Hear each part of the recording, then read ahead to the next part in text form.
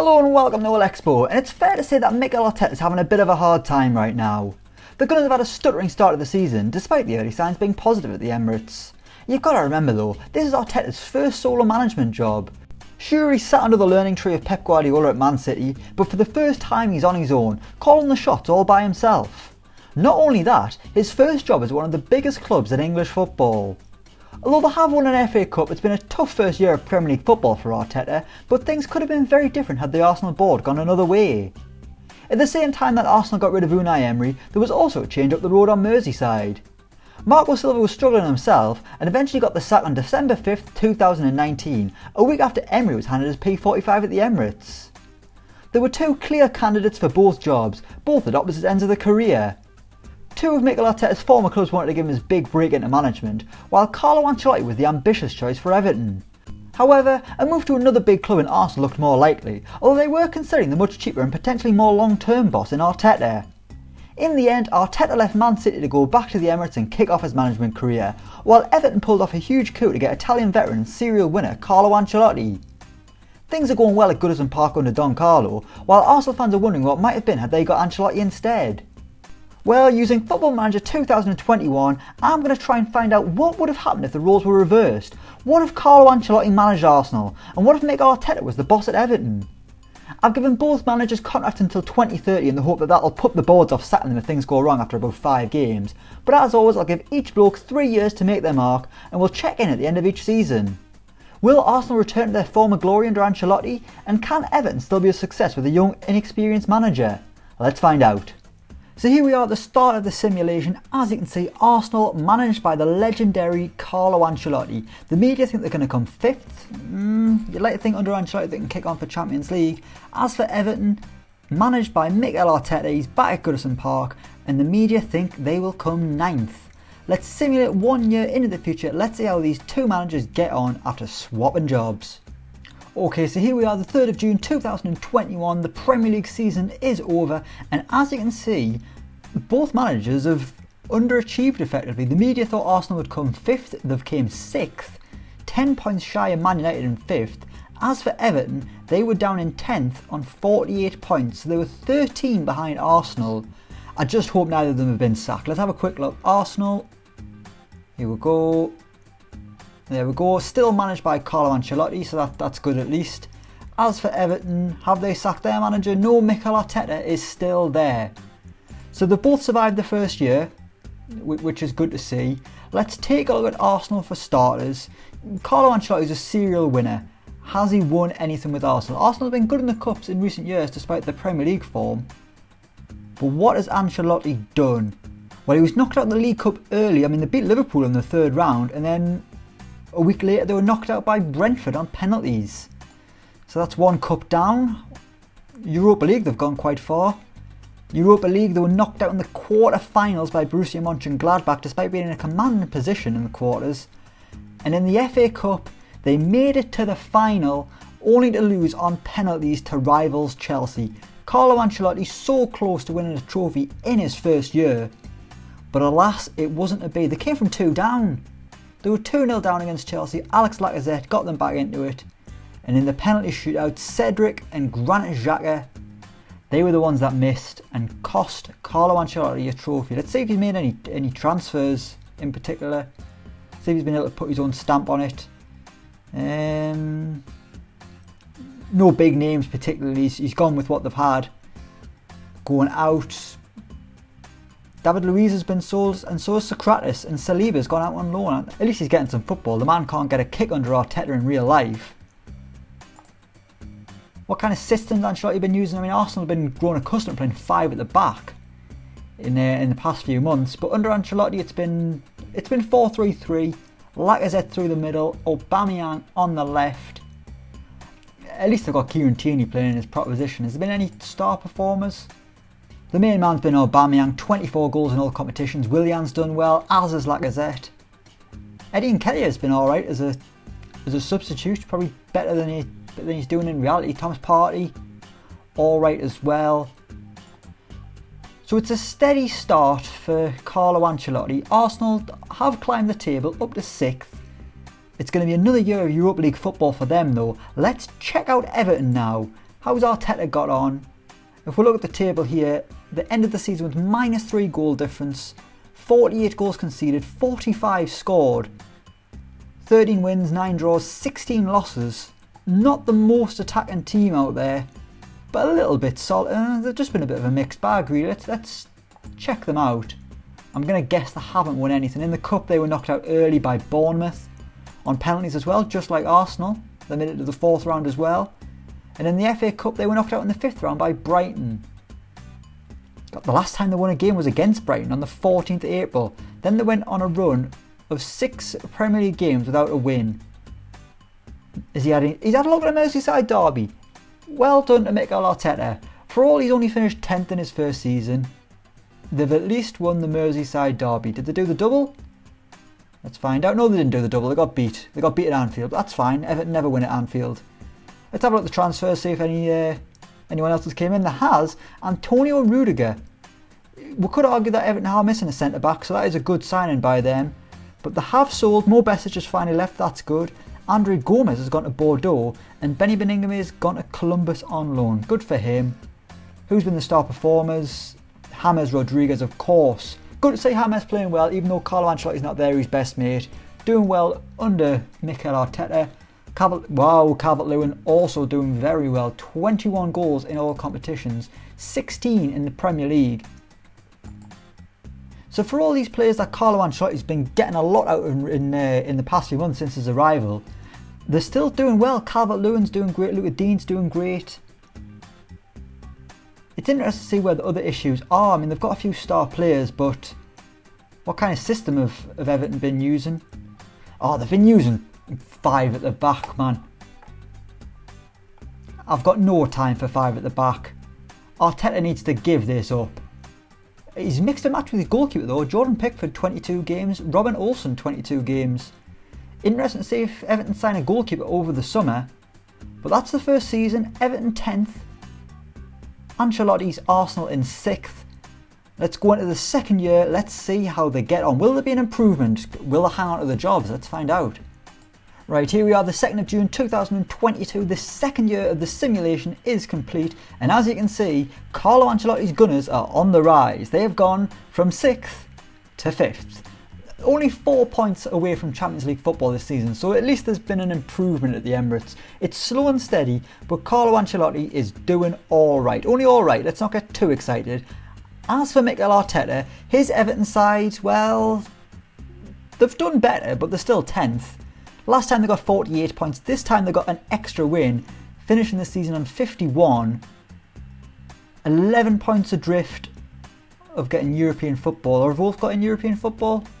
Not sure, they might have missed out. Yeah, they have, because relegated Bournemouth have got it in the Europa Conference League. So never mind, this is about Everton. They've came 10th. No improvement really under Mikel Arteta, but it's steady. They're not kicking on, but they're not falling either. Dominic Calvert-Lewin, though, you can see, has had another exceptional season. The joint Golden Boot winner with 18 league goals. We'll come back to that. Let's go to the Gunners, who, as we say, have came 5th, 20 wins, 9 draws and 9 losses. Good stuff that is from Arsenal. They are on the rise, which is good to see. In the Cups, how have they got on? League Cup, straight away they were knocked out by Liverpool on penalties. Penalties have been the real undoing of Arsenal here. Into the FA Cup, they were knocked out in the 4th round by Sunderland. That is awful for Carlo Ancelotti. A serial winner like Carlo Ancelotti, Don Carlo, his side were 2-0 up at home to Sunderland. Sunderland, they're in the Championship, to be fair to them, but Sunderland nonetheless. Netflix star Sunderland have beaten Arsenal 3-2. That is appalling. In the Europa League, how far did Arsenal get? It was the quarters again, and they were beaten 2-1 on aggregate by Chelsea. Timo Werner's goal at Stamford Bridge settled it. It put a dampener on a strong end to the season. So some progress, but more cup heartache for the Gunners, who came 5th. Let's see who Ancelotti brought in. He spent £70 million, the bigger rival being Tagliafico from Ajax, which doesn't sound good for old Kieran Tierney. They also got Gabriel Barbosa from Fluminense, goal scorer. How's he got on? 2 goals in 9 games. Wasn't really much point in signing him. Zappacosta from Chelsea, that is quite random. Abdul Mumin, doesn't sound real. He is, sorry, I take it back. He's on loan anyway, it doesn't matter. They got Diego Costa on a free. He doesn't scream Arsenal, does he? He's on the transfer list already. 22 goals, 22 goals, Christ, he wishes. 22 games rather, and 6 Premier League goals already on the transfer list for an asking price of £5 million. I do wonder why Arsenal made that signing. Who've they sold?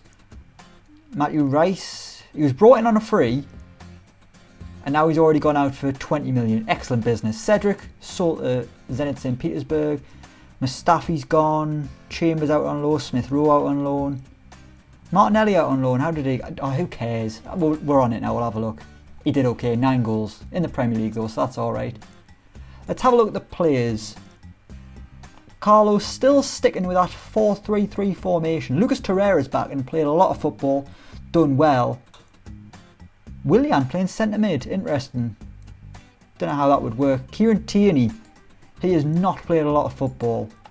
Well, he's played 18 Premier League games. It's only 3 shy he managed last year. But replaced by Tagliafico, who's done a little bit better than him.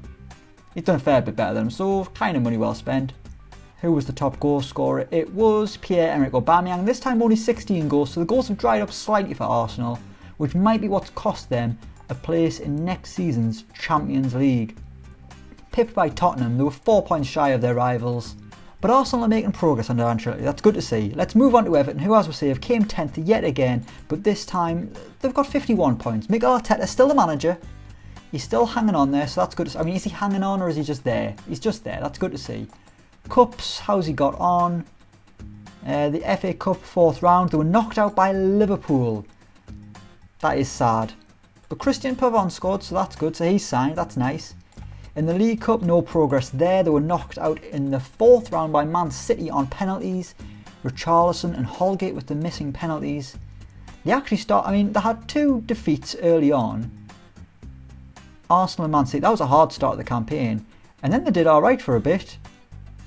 Until they met Man United, and then it's been inconsistent. End of the season with a 4-1 defeat to Wolves. Let's have a look at the transfer, see who he's brought in. £40 million spent by Arteta.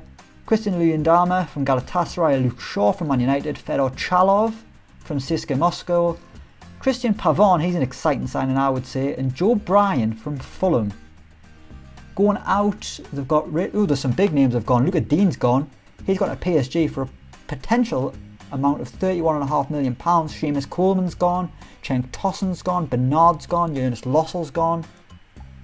But interestingly, no keeper came in, so I'm going to assume Jordan Pickford is the main man now. Seeing off the fight of Robin Olsen, if I click on the right thing, there Jordan Pickford, 42 appearances all season.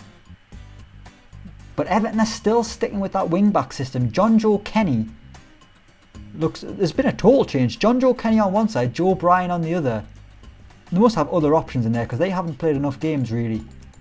Who else could they have played at wing-back? Jeremy Ngatia's played a couple of times. Mason Holgate will have played a few. On the left, Luke Shaw must have had a few games. But the wing-backs just isn't working for Everton, I would say.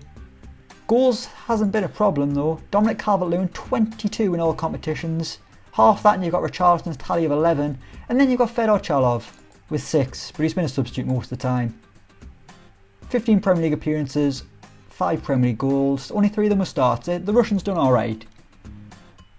But so far we're not really seeing any progress from Mikel Arteta. He steadied the ship, but I mean, did the ship need steadying? That's why they brought Ancelotti in to take them to the next level, which is what he's doing. But in this simulation, Arteta doesn't seem to be having the same kind of joy at Goodison Park. Let's go one more year into the future, let's see what can happen. Are Arsenal going to break into the top 4? And will Everton finish anywhere other than 10th? Let's find out. Okay, here we are into the 3rd and final year we're going to look at, and rejoice, we have progress on both fronts. Arsenal are back in the Champions League. Only just, but they're back, that doesn't matter. The Gunners have came 3rd. If Carlo Ancelotti's gone, I'm going to be appalled. He hasn't. Carlo Ancelotti's still there, and the progress continues from 6th to 5th. Now he's came 3rd, although they were just a point ahead of Man City who came 5th. And as for Everton, they've made progress as well. They're not 10th anymore, they're bloody 9th. Incredible. It's alright. A lot of draws. They've become a lot more solid this season, Everton. Only lost 9 games all season, which is actually less than Arsenal, who lost 11. 9 losses for the Toffees, 17 draws and 12 wins, 53 points on the board to lift them to the dizzy heights of 9th. Mikel Arteta is making very, very slow progress. But it doesn't matter, because as long as it's progress, better than it was under Marco Silva and the likes. Let's look at Arsenal first. Back in the Champions League, have they won a trophy this season to go with it? Wow, they had a hot start of the season. Very good indeed from the Gunners. Then they were knocked out by Aston Villa in the League Cup, so that went on its arse. In the FA Cup, they're still in it. Beaten in the semis by Wolves. But they've made some Europa League progress. Nope, they got the semis, they were beaten by Valencia. Oh, it's another nearly season from Carlo Ancelotti. Semi-finals of the FA Cup, semi-final of the Europa League. Oh, it would have been a nigh on perfect season if he'd got into the top 4 and won a trophy. But at least they are in the top 4. 75 points on the board, 11 shy of the champions Liverpool, who've had an excellent year. Carlo Ancelotti is turning Arsenal around. Let's see who he's brought in this year. He spent £89 million, brought in 72, a net spend of £17 million. Kieran Tierney's gone to Napoli, Maitland-Niles has gone to Olympiacos, Pablo Mari, how they've got £11 million for him, I'll never know. Mohamed El Neni's gone, Mavropanos has gone, Diego Costa's gone. They've got rid of some dead wood here. And they've brought in the big signing, Andreas Skov Olsen from Bologna, potential £29 million, Popov from Dinamo Kiev, Tommaso Pobega from AC Milan, Jordan Henderson, that is a big arrival, from Liverpool for £15 million. And do my eyes deceive me? We'll come to that one in a second actually. Dan Axel Zagadou on a free from Dortmund, that is good. Sandro Tonali from Brescia on a free, I'm confused, what has gone on there? He was only on loan at AC. Right, is this something wrong with the game? Because I was pretty sure AC Milan had signed him permanently. Or is this a glitch with the game? I don't know, whatever. Sandro Tonali is an Arsenal player on a free transfer. That is a great bit. Him and Jordan Henderson in the middle, that's bloody brilliant. Let's have a look at the players, let's see how they've been getting on. It's still the same formation, still 4-3-3. Who's been the star performer? Davides? No, it wasn't Davides at Costa. He's only played 7 times, but he did well when he played. Tagliafico justifying his big arrival. Gabriel Barbosa has done very well. Alzen Nelson and Bukayo Saka. Bukayo Saka has been excellent. This has been his best year under Ancelotti. Hadn't featured too much, but this season 7 goals and 9 assists. Still hasn't got him an England cap, but that doesn't matter. Jordan Henderson, strong debut year. Interesting to see that Pierre-Emerick Aubameyang, mainly a substitute all season, only 7 goals, and he's on the way out. He's going to join Atalanta on a free. That is quite a blow for Arsenal, but then again, if they've got Gabriel Barbosa banging them in, does it really matter? 13 Premier League goals, and they've still got Lacazette. But with the Champions League coming back to the Emirates, they're going to need to sign a striker this summer. Surely they're going to have to do that. But good stuff from Arsenal. Now let's have a look at Everton. Up into the dizzy heights of 9th. Have they at least won a trophy to go with it? Let's find out. Nope. 3rd round they were knocked out by QPR of the Carabao Cup. FA Cup knocked out by Newcastle. Mikel Arteta, you need to be making some progress in the Cup. If you're just going to mill about in mid-table with a club like Everton, you need to make some progress in the Cup. Absolutely no progress whatsoever. That is very, very disappointing from Mikel. Transfers. Dominic Calvert-Lewin's gone. A potential fee of £58 million has taken him to Manchester City, where he's already on the transfer list. Deemed surplus to requirements. Everton get him back. 13 appearances, 4 goals. After scoring 6 in his first 5 games for the Toffees.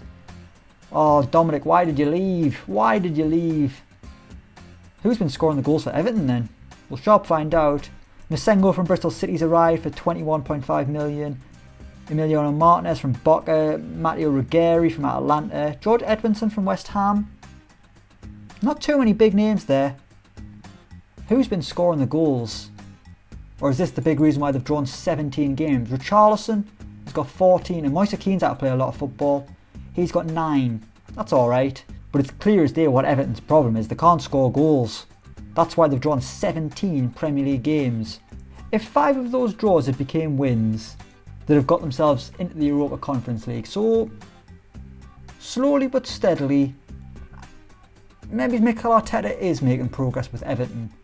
He just needs a goal scorer now. Dominic Calvert-Lewin's gone. If Dominic Calvert-Lewin had stayed, maybe Everton could have been, maybe even pushing for the Champions League. That they weren't going to do that, were they? What a ridiculous thing to say.